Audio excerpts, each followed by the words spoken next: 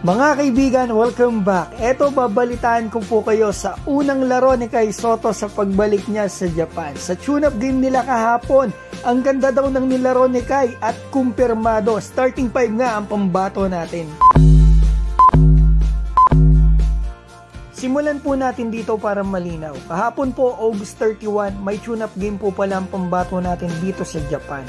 Nakalaban po nila ang team na Fukushima Firebands, isang team po ito sa Division 2 ng Japan B-League. Ngunit ito po ay practice game na closed door pala mga kaibigan. Kaya wala po talaga nilabas na video o stats ng laban na ito. Pero don't worry kaibigan, babalitaan ko po kayo sa nilaro ng pambato natin dito sa unang laro niya sa pagbalik niya ng Japan sa bago pang team.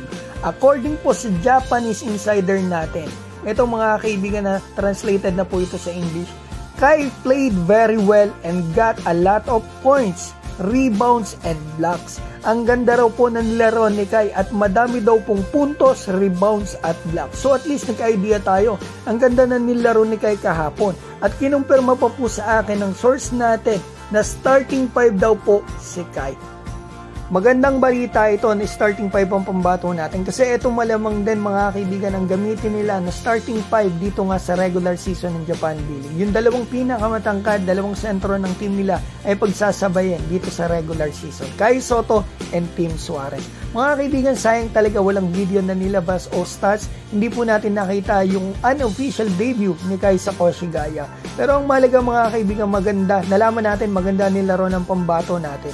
Tapos isa pang maganda mga kaibigan, para nakita ko may live po yung susunod na tune-up game nila Kai sa September 8 laban sa malakas na team naman na Utsunomiya Village. So yan mga kaibigan ang mabilis na balita natin kay Kai. Pasensya na po, limited lang ang nabigay ko dahil closed door po yung practice. Sana maunawaan po ninyo. Pero at least naging updated po tayo sa laro ni Kai. Suportahan po natin si Kai mga kaibigan and pray po natin na sana malayo siya sa injuries. Batiin ko po pala mga kaibigan si Jodel De Leon, Nelson Nipas, Paulo Torre, Raul Ramos, Wilson Custodio, Lina Bachica, Jamali Vlog, Edward Disenya, Esordale, Kamikasi, Apab Electrical Group ng Maribeles Bataan at Ramil Moico. Mga kaibigan, maraming salamat po sa inyo.